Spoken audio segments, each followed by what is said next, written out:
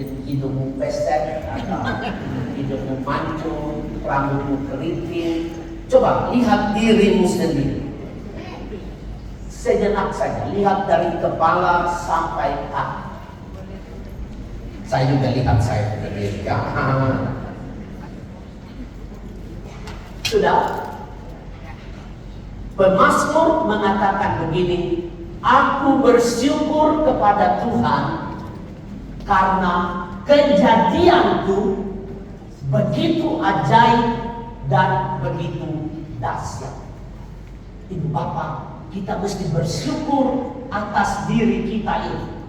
Kenapa? Karena diri kita jadi seperti begini, itu satu keajaiban, satu kedahsyatan luar biasa. Kita tidak merancang diri kita, tetapi kita berada seperti begini karena rancangan dari Allah, karena karya agung Allah yang menciptakan ibu bapak dan saya.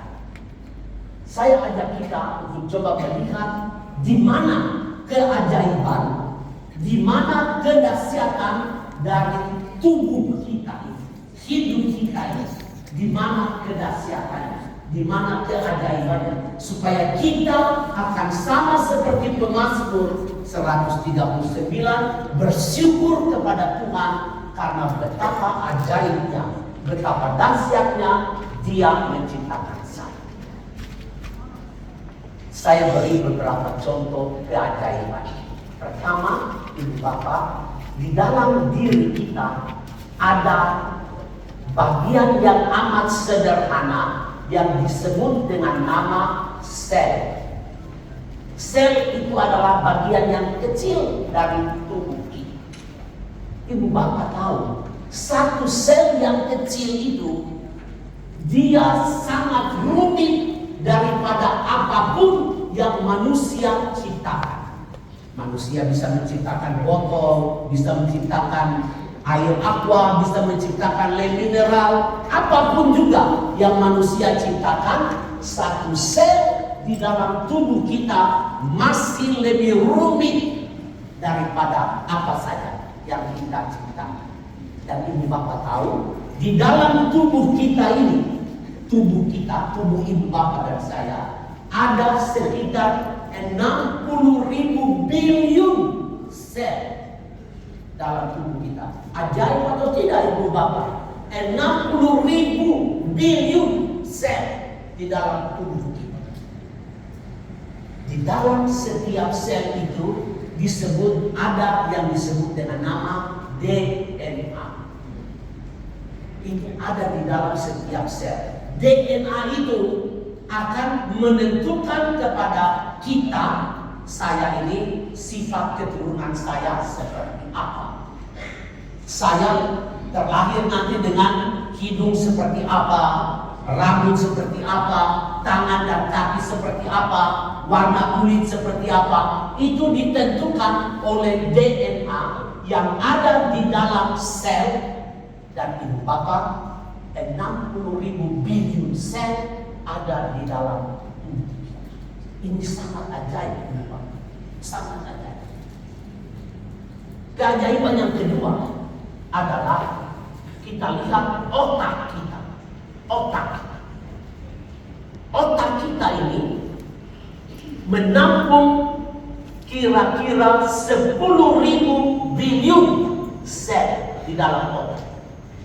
Dan ibu bapak, satu sel dari otak kita lebih rumit dari jaringan telepon satu metropolitan Jakarta ini. Ajaib atau tidak? Satu sel otak punya 10.000 billion sel. Satu sel saja dia lebih rumit dari seluruh jaringan telepon satu kota Jakarta ini. Luar biasa, ajaib sekali. Keajaiban yang ketiga, jantung. Ibu bapak punya jantung atau tidak? Nah, kita semua punya jantung. Jantung itu sebesar kepala tangan kita.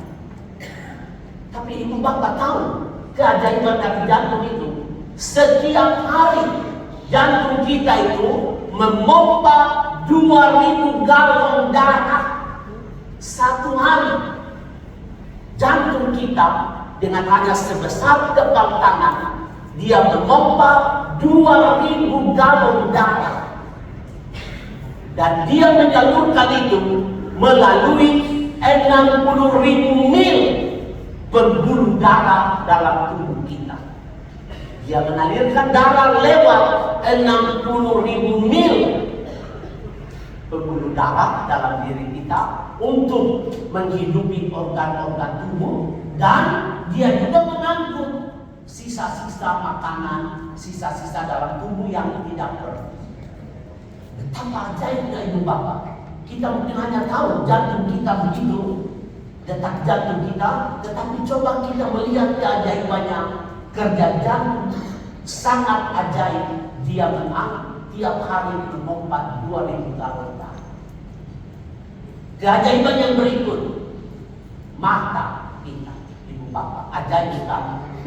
Siapa yang sudah selama HP ada di kota ini, Jakarta, atau kita mengenal HP, siapa yang sudah menggantikan HP? Banyak yang sudah ganti HP, ya tahu. 1, 2, 3 bertahun kemudian buang atau rusak, ya. Sudah selfie dengan HP itu berapa kali? Berulang kali, ya tahu. Nah sekarang HP itu sudah dibuang, tetapi Ibu Bapak, karena rusak kameramu, tetapi mata kita ini adalah kamera yang amat rumit dan amat ajaib. Mata adalah kamera dunia. Ini keajaiban yang luar biasa. Dan yang terakhir, keajaiban yang terakhir, tangan. Tangan ini adalah alat yang serbaguna di dunia ini. Dengan tangan kita bisa pakai untuk buat apa saja.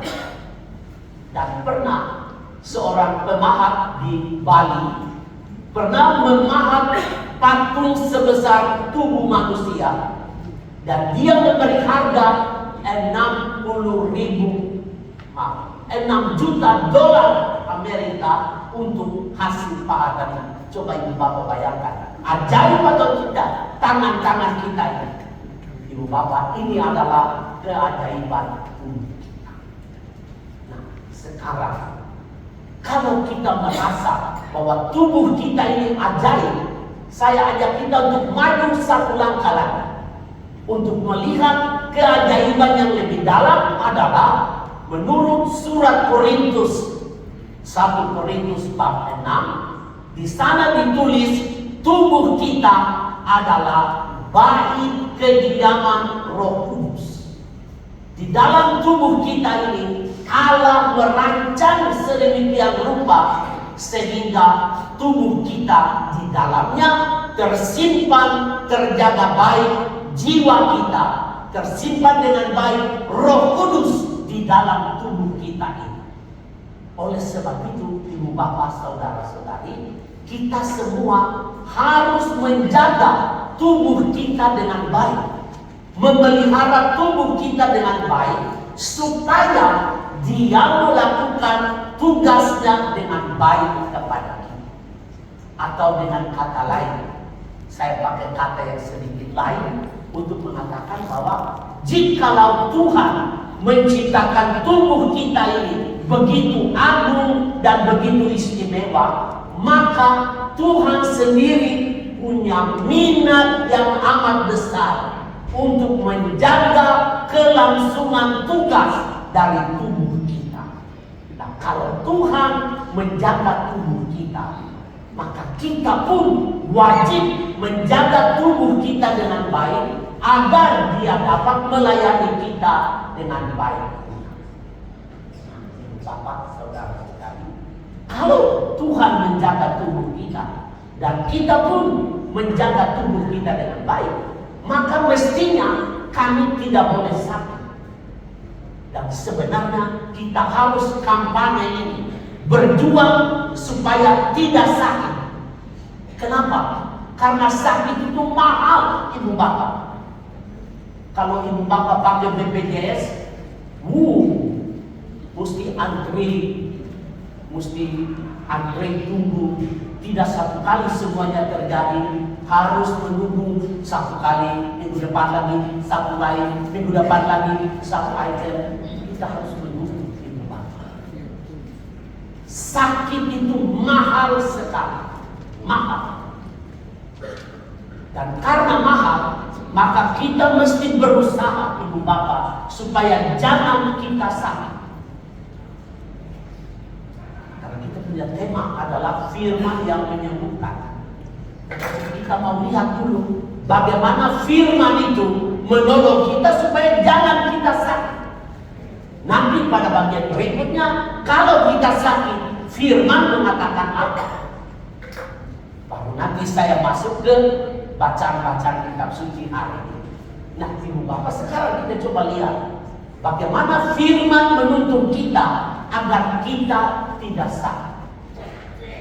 Kalau Ibu Bapak punya waktu nanti, saya minta coba nanti pulang ke rumah, baca kitab Keluaran bab 15 ayat 26. Kitab Keluaran bab 15 ayat 26. Di sana Tuhan berkata begini, jikalau kamu mendengarkan suara Tuhan. Ingat baik-baik Ibu Bapak. Jikalau kamu mendengarkan suara Tuhan. Ini yang pertama. Yang kedua, dan kamu melakukan apa yang baik di dalam pandangan Tuhan. Melakukan apa yang baik di dalam pandangan Tuhan. Dan telingamu, pasang telingamu kepada perintah-perintah Allah. Mengikuti semua ketetapan-ketetapan Tuhan, maka Tuhan berkata, aku tidak akan memberikan penyakit kepadamu seperti yang saya berikan kepada orang-orang di Mesir. Sebab aku adalah Tuhan yang menyembuhkan. Ibu Bapak, ini salah satu firman yang memberitahu kepada kita bagaimana caranya supaya kita mengatur kesehatan kita, mengatur tubuh kita agar tidak sakit. Yang pertama tadi adalah kalau kita mendengarkan suara Tuhan. Saya ambil satu contoh bahwa ternyata pada